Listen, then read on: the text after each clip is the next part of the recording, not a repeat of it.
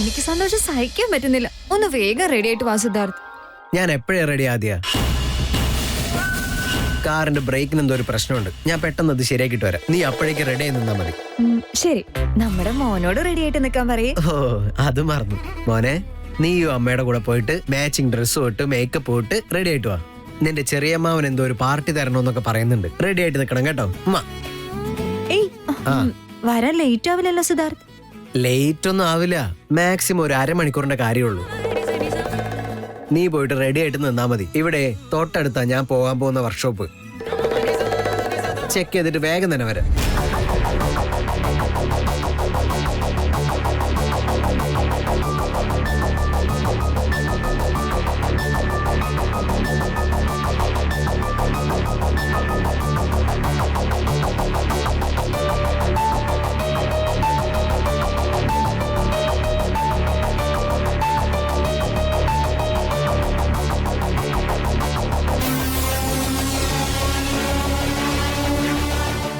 അമ്മേ, പുറത്തോട്ട് പോകണോ?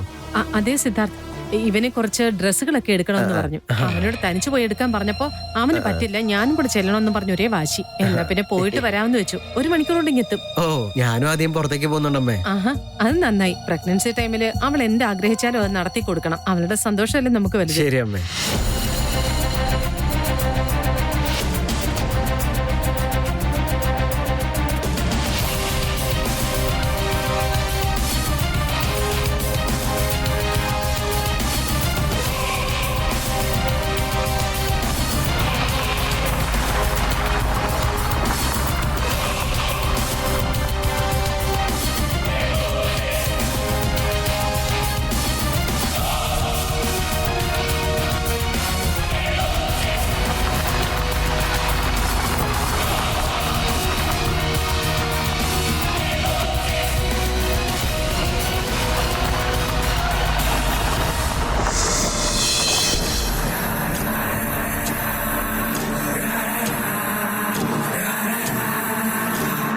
ഇനി ആദ്യക്ക് എന്ത് സംഭവിച്ചാലും ശരി, നമുക്കൊരു പ്രശ്നം ഉണ്ടാവില്ല. ഇനി നമുക്ക് വീട്ടിലേക്ക് പോവാം.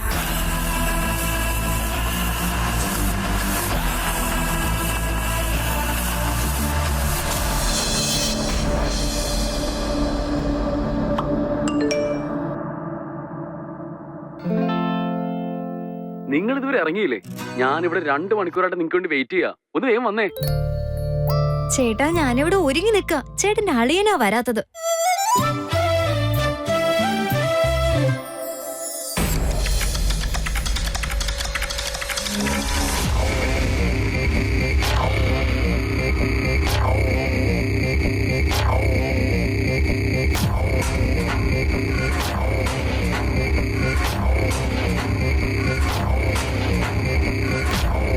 ഈ പ്ലാൻ വർക്കൗട്ട് ആവാൻ തോന്നുന്നുണ്ടോ?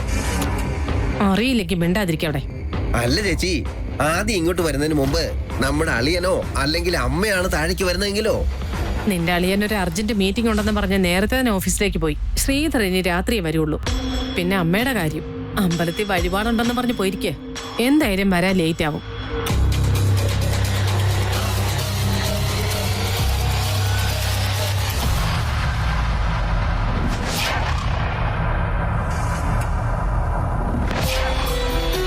നിന്റെ അച്ഛന് കൃത്യനിഷ്ഠയില്ലെന്ന് മനസ്സിലായില്ലേ?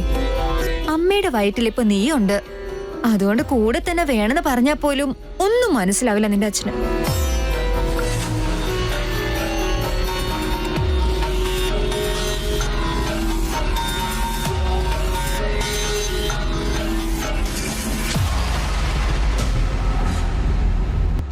അരമണിക്കൂറിനുള്ളിൽ വരാന്ന് പറഞ്ഞ പോയ ആളാ, ഇതുവരെ വന്നില്ല. പറഞ്ഞതേ ഉള്ളൂ, നിന്റെ അച്ഛനെ വിളിക്കുന്നേ. നിങ്ങളുടെ കാര്യം പറഞ്ഞോണ്ടിരിക്കായിരുന്നു ഞാൻ. നമ്മുടെ മോനോട് ഞാനെല്ലാം പറഞ്ഞു കൊടുത്തിട്ടുണ്ട്. നീ ഒരിക്കലും സമയത്തിന് വരില്ലല്ലോ സിദ്ധാർത്ഥ്. ഞാൻ വന്നോണ്ടിരിക്കുന്നു പറയാനാ വിളിച്ചത്. ആദ്യം ഞാനൊരു 10 മിനിറ്റിൽ അവിടെ എത്തും. ഞാൻ റെഡി. താഴേക്ക് ഇറങ്ങി വാ. Okay Dan.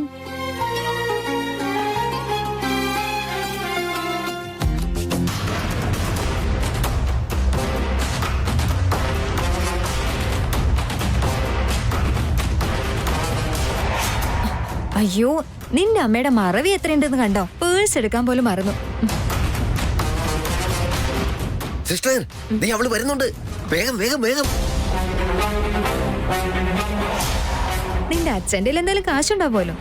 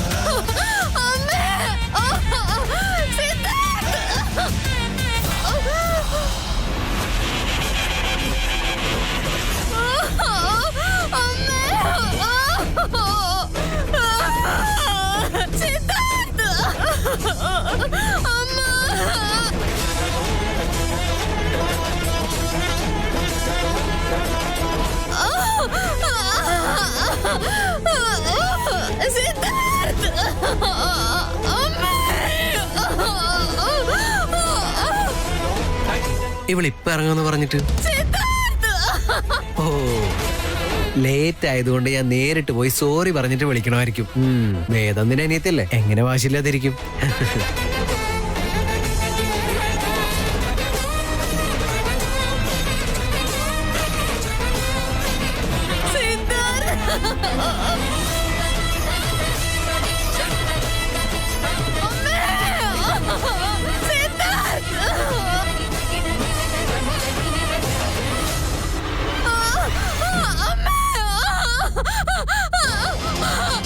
ആദ്യ, ആദ്യ, ആദ്യ, എന്താ പറ്റിയത്? നിനക്ക് എന്താ പറ്റിയത് ആദ്യ? ഡെലിവറി പെയിൻ ആണോ? ഞാനൊന്ന് നോക്കട്ടെ ആദ്യ. ആദ്യ ഒന്നുമില്ല ആദ്യ. പേടിക്കില്ല ആദ്യ, പേടിക്കില്ല, ഒന്നുമില്ല, ഒന്നുമില്ല. അത് ഞാൻ കൂടെയില്ലേ, സമാധാനിക്കേ.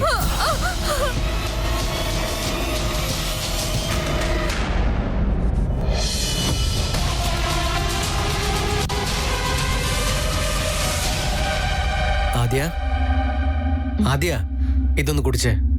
എനിക്ക് വേണ്ട. പ്ലീസ് ഒന്ന് കുടിക്കാ ആദ്യ.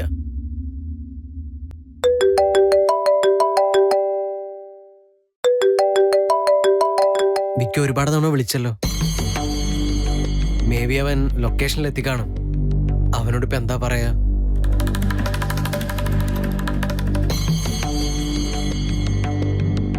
ഹലോ അളിയാ, നിങ്ങളിത് എവിടെയാ? ഞങ്ങളുടെ ലൊക്കേഷനിലെത്തിയിട്ട് 1/4 മണിക്കൂർ കഴിഞ്ഞു. നിങ്ങൾ എന്ത് ഇതുവരെ വരാത്തെ? അത് പിന്നെ അളിയ എന്താ പറ്റിയെന്ന് വെച്ചാ,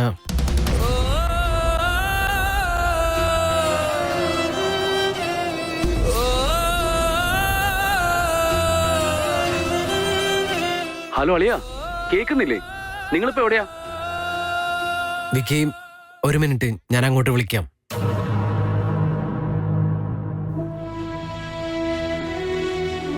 എന്തിനാ ആദ്യ തടഞ്ഞത്? സംഭവിച്ചത് എന്തായാലും അവനും അറിയണ്ടേ?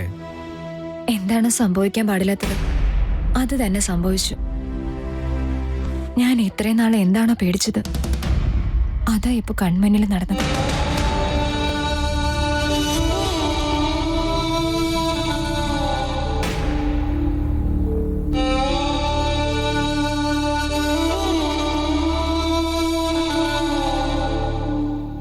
എല്ലാം കഴിഞ്ഞു സിദ്ധാർത്ഥ്. ഇനി കാത്തിരിക്കുന്നതിൽ ഒരർത്ഥമില്ല.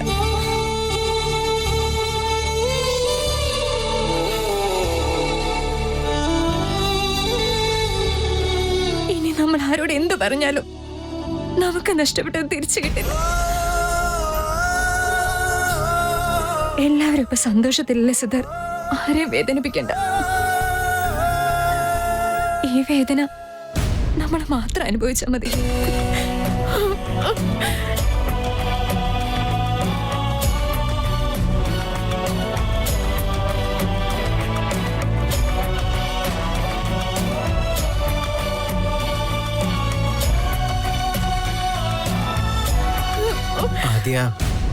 ആദ്യ പ്ലീസ് ഒന്ന് സമാധാനപ്പെടുക.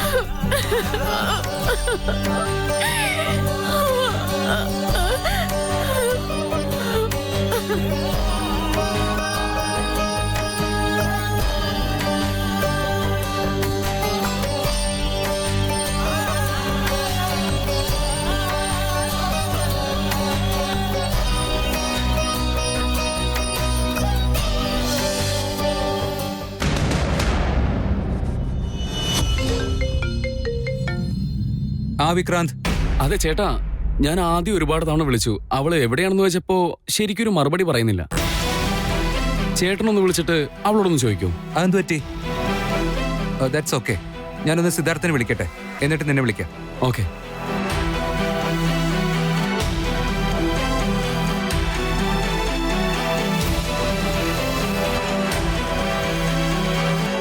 എന്തിനാ ആദ്യ നമ്മളിങ്ങനെ മറച്ചു വെക്കുന്നത്?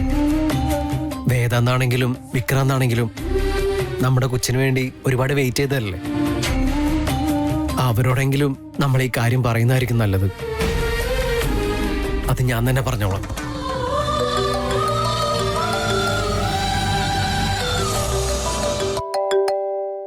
വേദാന്ത വിളിക്കുന്നത്, ഞാൻ സംസാരിക്കാം. വേണ്ട സിദ്ധാർത്ഥ്, പ്ലീസ് ഒന്നും പറയരുത്. ഇത് എത്ര നാളും മറച്ചു വെക്കുക ആദ്യ? ഇന്നല്ലെങ്കിൽ നാളെ ഇതെല്ലാവരും അറിയില്ലേ? ഇപ്പൊ സംസാരിക്കാതിരുന്നാലും അവരെല്ലാരും പേടിക്കില്ലേ? നാളത്തെ കാര്യമൊന്നും എനിക്കറിയില്ല, പക്ഷെ ഇപ്പൊ അവരൊന്നും അറിയരുത്. പ്ലീസ് സിദ്ധാർത്ഥ്, ഒന്നും പറയില്ലേ. പക്ഷേ ആദ്യ. ഹലോ ചേട്ടാ, പ്ലാൻ ഒന്ന് ചേഞ്ച് ആയി, അതാ. പ്ലാൻ ചേഞ്ച് ആയി എന്നോ? എന്തു പറ്റി മോളെ? എന്താ കാര്യം? Are you alright? ആ ചേട്ടാ, ഐ ആം പെർഫെക്റ്റ്ലി ഓൾറൈറ്റ്. ഒരു പ്രശ്നവുമില്ല. സിദ്ധാർത്ഥന്റെ ഒപ്പം ഒരു ലോങ് ട്രിപ്പ് പോകണം തോന്നി. അങ്ങനെ ഞാനും സിദ്ധാർത്ഥും കുറച്ച് ദൂരെ ഇങ്ങ് പോന്നു.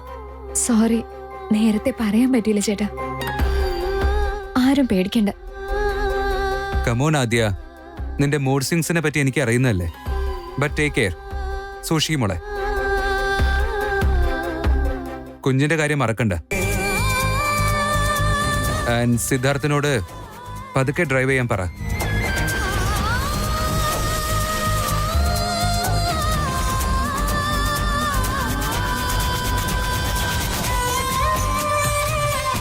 ആദ്യ, നീ തിരിച്ചെപ്പോഴാ എത്തുക മോളെ?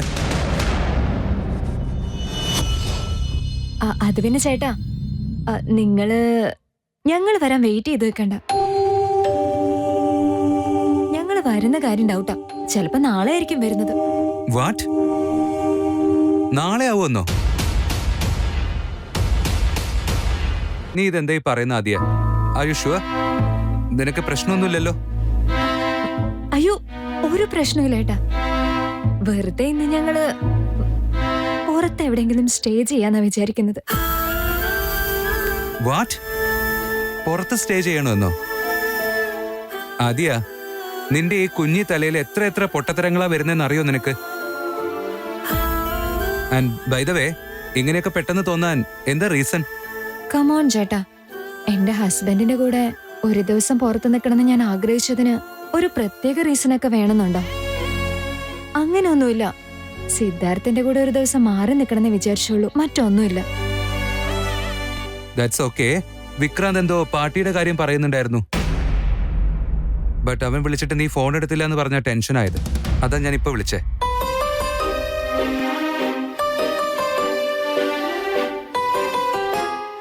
നമ്മുടെ വിക്കിച്ചേട്ടന്റെ ലവ് സ്റ്റോറി കല്യാണത്തിൽ തന്നെ അവസാനിച്ചില്ലേ?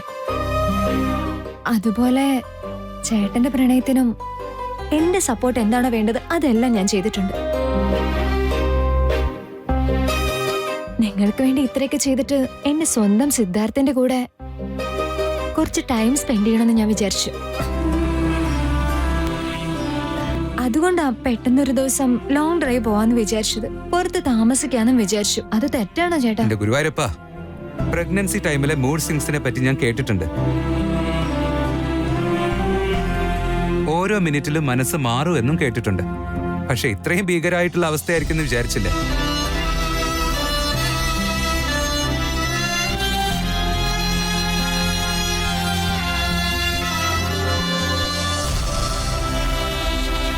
ഓക്കെ, എന്നിട്ട് എവിടെയാ സ്റ്റേ ചെയ്യുന്നേ? അതെന്തിനാണാവോ? നേരിട്ട് അങ്ങോട്ട് വന്ന് അമ്മുനെ വെറൈറ്റി ആയിട്ട് എങ്ങനെ പ്രപ്പോസ് ചെയ്യാന്ന് എന്നോട് ചോദിച്ച് ഞങ്ങളെ ശല്യപ്പെടുത്താനാണ് ഇപ്പൊ സ്ഥലം അന്വേഷിക്കുന്നത്. ഇന്ന് ഒരു ദിവസത്തേക്കെങ്കിലും എന്നെ സിദ്ധാർത്ഥിനെയും ഒന്ന് വെറുതെ വിടേട്ടാ. കമോൺ ആദ്യ, ഞാൻ തമാശക്ക് ചോദിച്ചതല്ലേ. ഓക്കെ, ശ്രദ്ധിക്കണം. നീ എൻജോയ് ചെയ്തിട്ട് വാ. Have A good time. Take care.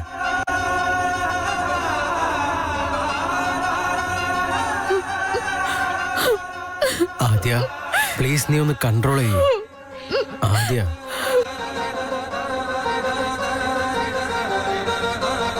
Hello Vikrant.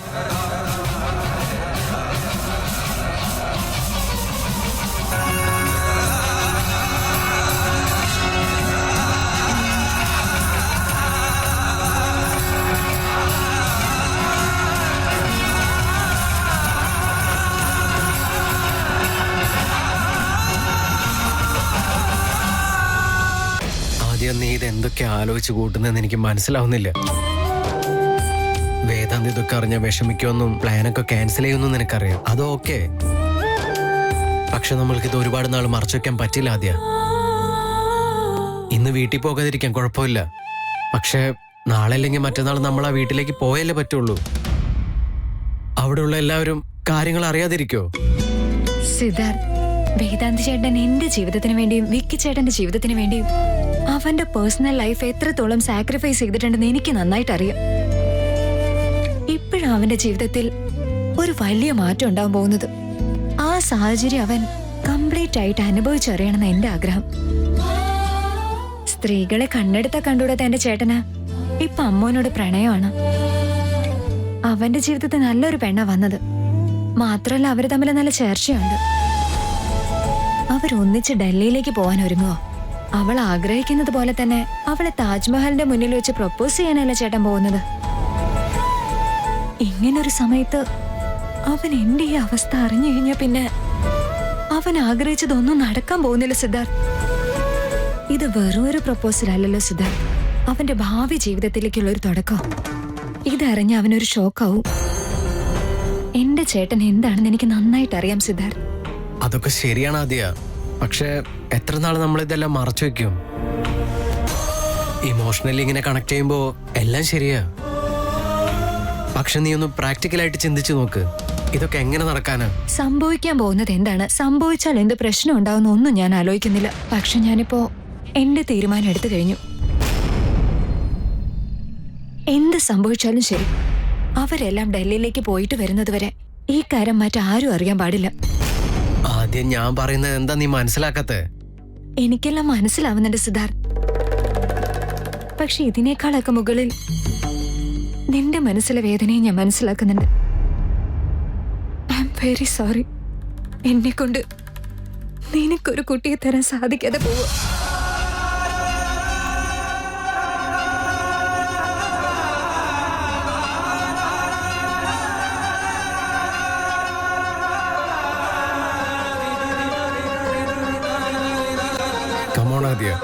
നീ എന്തിനാ ഇങ്ങനെയൊക്കെ സംസാരിക്കുന്നത്? ഇതിൽ നീ എന്ത് തെറ്റ് ചെയ്തിട്ടാ? ഇങ്ങനെയൊക്കെ സംഭവിക്കുമെന്ന് നീയോ ആഗ്രഹിച്ചല്ലോ. സംഭവിക്കാനുള്ളത് സംഭവിച്ചു. അവരെല്ലാം ഡൽഹിയിലേക്ക് പോയിട്ട് വരുന്നത് വരെ ഈ കാര്യം മറച്ചു വെക്കേണ്ടത് നമ്മുടെ ഉത്തരവാദിത്വം, മനസ്സിലായ? അതിന് എന്നെ സിദ്ധാർത്ഥ ഹെൽപ്പ് ചെയ്തേ പറ്റൂ. പക്ഷെ അത് എങ്ങനെയാണെന്ന് മാത്രം എന്നോട് ചോദിക്കരുത്. നമുക്കത് ചെയ്തേ മതിയാവൂ.